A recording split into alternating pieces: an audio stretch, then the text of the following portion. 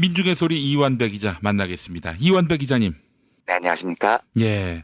아주 특이한 포지셔닝을 하고 있는 드루킹입니다. 뭐 경제 전문가인 듯 보이기도 하고요. 정치 전문가인 듯 보이기도 하고 게다가 또 종교 지도자의 어떤 그런 모습도 보이기도 하고 말이죠. 이거 어떻게 봐야 됩니까? 이완배 기자님께 여쭤보고 싶었어요. 예, 그래서 오늘은 이제 그걸 좀 다뤄볼까 해요. 네. 그리고 드루킹에 대해서 이야기를 하면서 일배, 뭐 변이제 이런 분류의 심리 상태도 한번 검토를 해볼까 합니다. 제가 무슨 심리학 전공자도 전혀 아니어서 조금 부담스러운 주제이긴 한데요. 예. 그냥 행동경제학에 관심이 많은 사람으로서 자연스럽게 심리학에 아주 조금 관심이 있는 아주 얕은 지식에 기반한 이야기니까 너무 무겁게 받아들여 주시지는 않았으면 좋겠어요. 예. 그리고 또 한 가지 말씀드리고 싶은 건 저는 지금 야당이나 보수 일간지가 밀고 있는 드루킹 프레임 이런 데 별로 갇히고 싶지가 않습니다. 제가 과거에 소개해드렸지만 언어학자 조지 레이코프의 이야기처럼 코끼리를 생각하지 마 이러면 자꾸 코끼리가 생각납니다. 그래서 오늘 이후에는 제가 먼저 드루킹 이야기를 더 드리는 일은 없을 겁니다. 뭐 솔직히 아는 것도 없고요. 저는 이번 일 터지기 전에 드루킹이 누군지도 몰랐거든요. 그런데 제가 오늘 처음이자 마지막으로 이 이야기를 드리는 이유는요. 드루킹이 어째서 이게 아니고요. 과거에 기업을 가보면 기업 사상이라는 것에 미쳐 있는 직장인들이 꽤 있어요. 마치 기업 이름이 자기의 종교처럼 행동하는 사람들이 있습니다. 예. 예를 들면 제가 과거에 종합지 기자 시절에 모 라면 회사 홍보팀장을 한번 만난 적이 있습니다. 식품 유통을 담당할 때였는데요. 그런데 만난 자리에서 별 생각 없이 팀장님 요즘은 식습관이 좀 건강한 쪽으로 많이 발달을 해서 튀긴 음식 라면 판매량이 아무래도 좀 떨어졌죠? 이렇게 물었습니다. 이게 무슨 공격적으로 물은 것도 아니고 당시 라면 회사 실적이 좀 안 좋아지고 있었고 주가도 하락하는 추세여서 이렇게 평범하게 물어보는 거거든요. 그런데 이분 홍보팀장님이 갑자기 얼굴이 시뻘개지시는 거예요. 그러더니 무슨 이야기 하시는 거냐고 기자님. 라면을 기름에 튀겨도 그 기름이 얼마나 들어간다고 몸에 안 좋다고 함부로 이야기하시냐고. 진짜 잘못 알고 계시는 거라고 막 화를 내는 겁니다. 그래서 제가 좀 어이가 없어가지고 예 알겠습니다. 뭐 라면이 몸에 좋겠죠 이러고 끝냈어요. 예. 나중에 이제 궁금해서 이분 이야기를 주변 사람들한테 물어보니까 그분이 정말 자기 회사를 종교처럼 생각을 하시는 분이라고 하더라고요. 그래서 자기 회사에 대한 아주 작은 공격도 견디지를 못한대요. 그러니까 라면을 기름에 튀겨서 몸에 안 좋죠? 요 말도 못 받아들이는 겁니다. 그 사람 참 특이하다 이런 생각이 들어서 왜 꽤 많은 직장인들이 자기 회사를 저렇게 종교처럼 생각하고 목숨을 걸까 이런 궁금증이 생긴 적이 있습니다.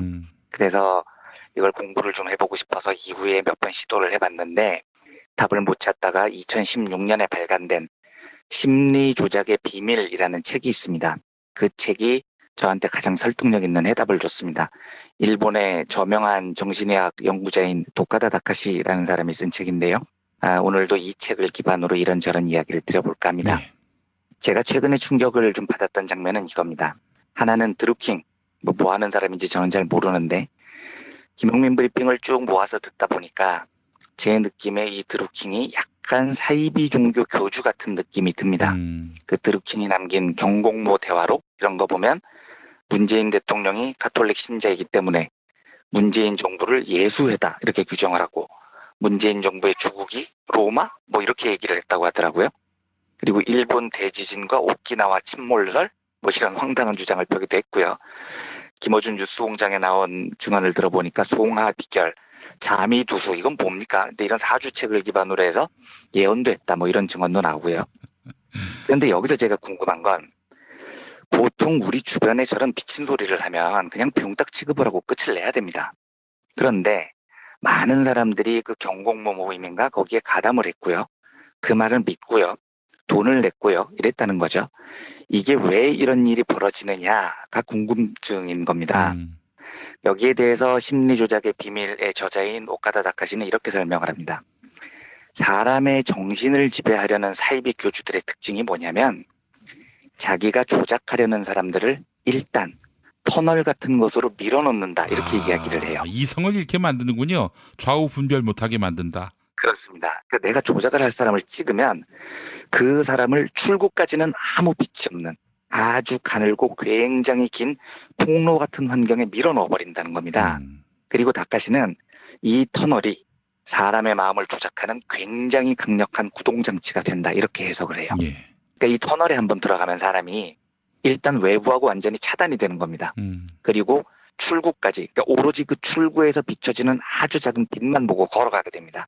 그래서 터널 입구에 들어가면서부터 외부로부터 시야가 완벽하게 차단된 이 상태에서 나를 밖으로 안내해주는 출구의 빛 한 점만 쭉 따라가다 보면 터널을 나오는 순간에 완벽하게 다른 사람이 돼버린다는 겁니다.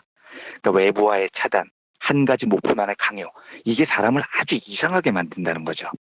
이게 이제 우리하고는 아무 상관없는 무슨 사이비 종교에서나 사용되는 전략 같은 생각이 들으시죠? 예. 그런데 이게 천만의 말씀입니다. 다카시는 이게 우리 일상에서도 너무 많이 존재하는 과정이라고 설파를 합니다. 예. 예를 들어서요. 운동선수들을 한 팀에 모아놓고 합숙을 시키잖아요.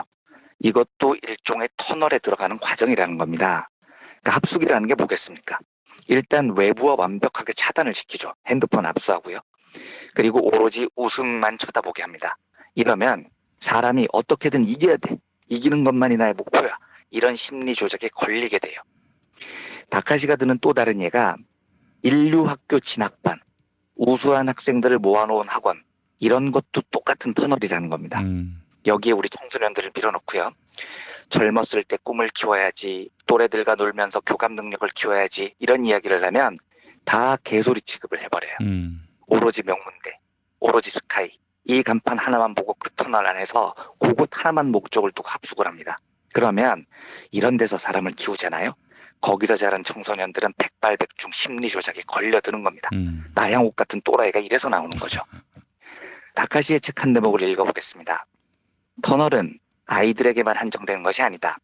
상하의 탑이라 불리는 대학이나 기업을 비롯한 종쪽 사회 조직도 그곳에서 인정받기 위해 애를 쓰면 쓸수록 터널의 양상을 띠게 된다. 대표적인 곳이 대학병원 같은 곳이다. 교수에게 인정받고 그 작은 세계에서 출세하는 것이 둘도 없는 성공인 것처럼 착각하게 된다. 다른 모든 것을 제쳐두고 그 세계의 규칙을 지키고 교수의 명령에 따르며 교수의 의국을 위해 헌신하고 희생한다. 자신의 일이나 가족의 사정은 물론이고 때로는 환자에게 이익이 되는 일조차 뒷전으로 미룬다. 권위에 순종하고 보스에 인정받고 싶은 마음이 강한 사람일수록, 또한 일본 특유의 폐쇄적 사고방식을 갖고 있는 사람일수록 이 의국 제도는 심리적인 구속력을 갖는다. 이렇게 적습니다. 한 대목만 더 보겠습니다. 블랙 기업도 터널이라 할 수 있다. 블랙 기업이라는 건 일본에서 나온 말인데요. 그러니까 엄청난 노동 착취를 일삼는 기업을 뜻하는 용어입니다. 예. 한편 블랙 기업도 터널이라 할 수 있다.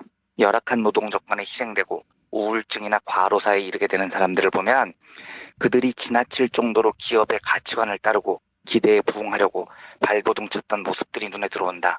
그들 또한 터널에 빠져 있었던 것이다. 이렇게 적습니다. 아까 제가 처음에 말씀드렸던 그 라면 회사 홍보팀장 분이요. 예. 이런 분인 거죠.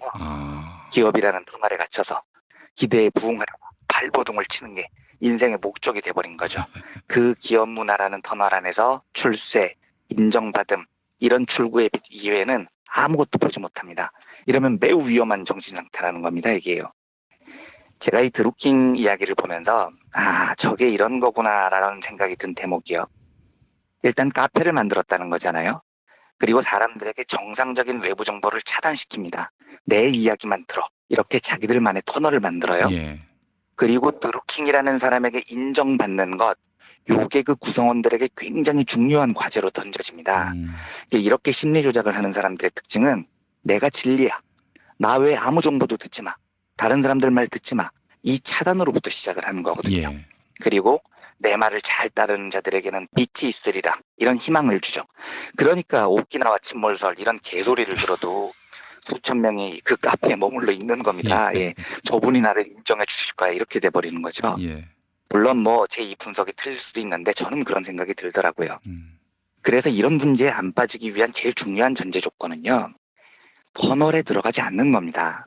더 오픈된 공간에서 여러 사람의 이야기를 객관화해서 들을 수 있는 위치에 끊임없이 자기가 있도록 노력을 해야 돼요. 그러니까 외부로부터 차단되지 않는 게 제일 중요하다는 거죠. 그래서 그 어떤 집단에서요.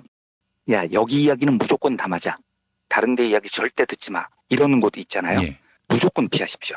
이게 굉장히 위험한 겁니다. 예. 그게 터널에 들어가는 거니까요. 이러면 사람 심리가 아주 뒤틀어져요. 이건 진보 보수를 막론하고 마찬가지입니다. 드루킹이 보수적인 가치로 사람들을 터널에 가둔 게 아니거든요. 진보건 보수건 다른 사람의 이야기를 듣는 걸 차단하는 건 무조건 그 자리를 피하는 게 일단은 상책입니다. 다카시 이야기 중에 또 하나 귀담아 들을 대목은, 그러면 심리 조작을 하는 사람은 사람들을 터널에 가두려고 하는데 어떤 사람들이 이런 심리적인 조작에 많이 당하느냐, 어떤 사람들이 쉽게 터널에 꼬셔 들어가느냐, 이런 걸 해석한 대목이 있습니다.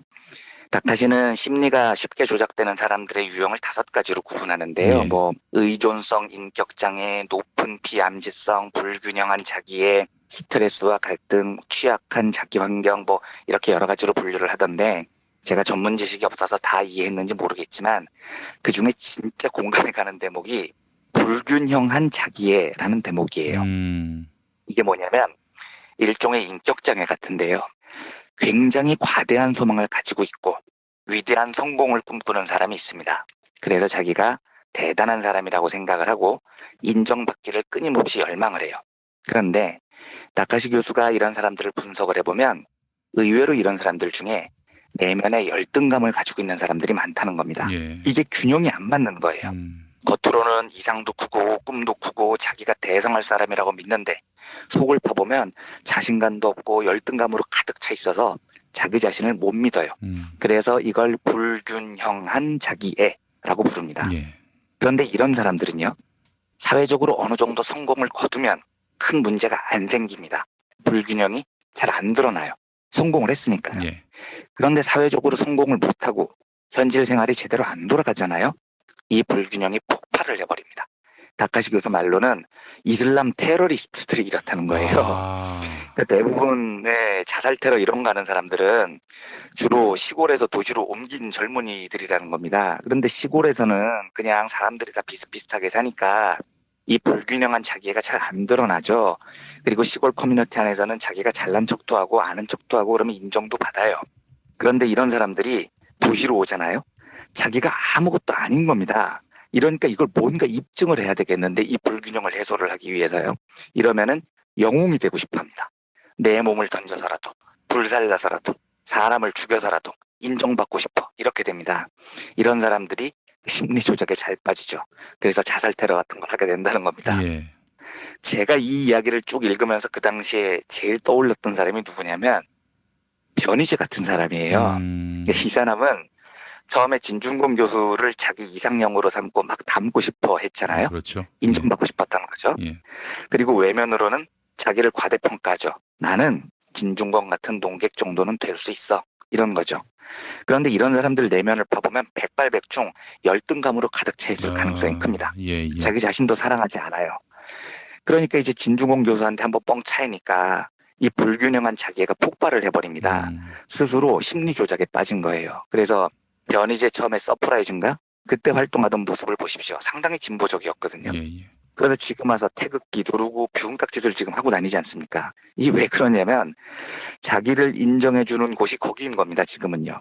그러니까 거기서 태극기 누르고 다니면 자기의 열등감이 감춰집니다. 내면의 열등감이요. 그러니까 저기서 저러고 있는 거예요. 예. 무슨 말이냐면 여러분, 변희재는요 환자입니다. 환자. 불쌍한 사람이에요. 그 다카시 교수 개념으로는 불균형한 자기애라는 인격 장애를 지금 앓고 있는 사람인 겁니다. 그 MBC 시사 프로그램 스트레이트가 일요일에 방송했다고 하던데 제가 방송을 보지는 못했습니다만 월요일에 SNS 타임라인을 보니까 상당히 화제가 됐던데요. 예. 스트레이트에서 일베들이 폭식투쟁? 그러니까 세월호 유족들께서 단식하시는데 앞에서 피자 처먹고 치킨 처먹고 손으로 일베 표시하고 사진 찍고, 이게 이제 삼성 쪽 지원이었다는 폭로가 방송에 있었던 모양이더라고요. 천인 공노할 일이죠. 그런데 그거 보면요, 일베라는 애들은 이 불균형한 자기의 표상 같은 겁니다. 그리고 터널에 들어가서 심리 조작을 당한 대표적인 인간들이죠. 얘들 겉으로는 자기들이 무지 잘 나갔으면 좋겠어요. 성공했으면 좋겠어요. 그리고 자기가 그럴 능력이 있다고 믿어요. 그런데 내면으로 들어가 보잖아요. 자기들이 얼마나 찌질한지 압니다. 열나 자기가 무능하다는 사실도 알아요. 열등감에 쪄들어 있습니다. 이 과대망상과 열등감, 이 정반대의 심리가 콜라보로 존재를 하면, 야, 너 이렇게만 하면 내가 먹어줄게, 인정해줄게, 요 한마디에 돌아버리는 겁니다. 사람들이요. 예. 그래서 자기 얼굴 버젓이 내밀고 세월호 유족들 앞에서 피자 처먹으면서 그게 영웅짓이라고 생각을 합니다. 그걸 보고 자기들끼리 비슷한 애들끼리 모여서 와, 너 멋있다, 너 좀 짱인 듯 이 지랄들을 하죠. 그러면 그게 더 모티베이션이 됩니다. 이게 무슨 뜻이냐? 얘들 전부 다 심각한 환자라는 뜻입니다. 게다가 이 환자들은 일베라는 커뮤니티를 지금 형성을 하고 있죠. 그러니까 처음 말씀드렸던 완벽한 터널 안에 스스로 갇혀버린 겁니다. 이러면 거의 완벽하게 심리 조작에 걸려들어요. 이게 다카시 교수의 의견입니다. 이건 진보 안에서도 마찬가지입니다. 그러니까 제가 믿는 진보는 어떤 거냐면요. 내가 인정받는 게 절대로 아닙니다. 그래서 내가 도드라져야, 내가 인정을 받아야 역사가 발전한다고 믿는 사람들은 저는 확신해요. 진보가 아닙니다. 이런 사람들 제가 많이 봤거든요. 그리고 그런 사람들은 매우 불균형한 자기애를 가지고 있어서 언제든지 자기를 인정해 주는 쪽으로 튀어가서 또 또라이 짓을 할 확률이 굉장히 높습니다. 드루킹 같은 애들이 그런 애들인 거죠. 예. 제가 짧게나마 보고 배운 진보는 내가 아니라 남이 인정받도록 하는 겁니다. 예. 불균형한 자기애가 아니고요. 적절한 자기애와 뜨거운 타인에 대한 사랑, 이게 균형을 맞추는 겁니다. 예. 그래서 정말 존경할 만한 진보적인 삶을 사신 분들의 공통점은 자기를 내세우지 않아요. 민중을 내세우죠. 투쟁의 성과가 생겨도 그 성과를 자기를 빛나게 하는 데 쓰지 않습니다. 동지들을 빛나게 하는 데 씁니다. 그리고 그 성과가 다시 민중들에게 돌아오도록 애를 쓰죠. 이게 바로 불균형한 자기애가 아니라 자기애와 타인에 대한 사랑이 적절한 조화를 이루는 겁니다. 저는 이게 진보의 기반이라고 믿습니다. 예. 저는 드루킹 사건을 보면서 이게 범진보 진영 안에서 일어난 일이라는 것에 대해서 우리가 좀 진지하게 생각을 해봐야 한다고 믿습니다. 드루킹 또라이죠. 또라이인데 그 또라이가 수천 명의 카페 회원을 이끌고요. 저 따위 유사 종교 같은 장사를 할 수 있었던 건 우리 또한 가끔 혹은 종종 그 터널에 빠져서 심리 조작을 당할 위험이 있다는 뜻이기도 합니다. 여기에 대해서 마지막으로 다카시 교수의 책 중에 에필로그 부분을 읽어보겠습니다. 예. 사람들이 스스로 생각할 여유를 잃고, 이제 이게 터널에 빠졌다는 이야기죠. 스스로 생각할 여유를 잃고 수동적으로 남의 주장을 그대로 따라하고 그것을 자신의 의사라고 착각하게 될 때 전체주의의 망령이 사람들의 마음을 사로잡고 배타주의와 전쟁으로 내달리게 한다. 또한 흑이냐 백이냐 결말을 지으려는 결벽성이 심해지고 독선적인 과잉 반응이 일어나기 쉬워진다. 이렇게 돼 있습니다. 열린 귀를 가져야 됩니다. 그리고 터널에 들어가는 것을 경계해야 돼요. 그리고 적절하게 자기를 사랑하고 거기에 걸맞은 타인에 대한 사랑을 조화롭게 가져야 됩니다. 아하. 그래야 전체주의의 망령에서 벗어날 수 있고요. 독선적인 과잉 반응도 피할 수 있습니다. 이 책을 제가 오랜만에 꺼내 들고 쭉 읽으면서 계속해서 변희재 씨가 생각이 나더라고요. 그래서 오늘의 결론은 변희재 같은 사람이 되지 말자. 변희재는 어쩌면 우리 주변에 있을 수 있습니다. 늘 경계하고요. 열린 귀를 가진 타인에 대한 사랑을 가진 민주시민으로 살도록 노력하자. 이렇게 오늘 브리핑을 정리해드리고 싶습니다. 이 정도로 오늘 브리핑을 마치도록 하겠습니다. 아유, 온라인 안에서 보면 가짜도 많고 뭐 진짜가 더 많겠습니다만은 가짜들에게 휘둘리는 그런 사람들도 심심치 않게 볼 수 있고요. 네, 결국은 드루킹 카페 다 그런 거겠죠. 아이고, 오늘 참 답답한 우리 사회의 일면을 볼 수 있었던 시간이 아니었나 싶습니다. 네, 이한배 기자님 오늘 말씀 잘 들었습니다. 네, 감사합니다.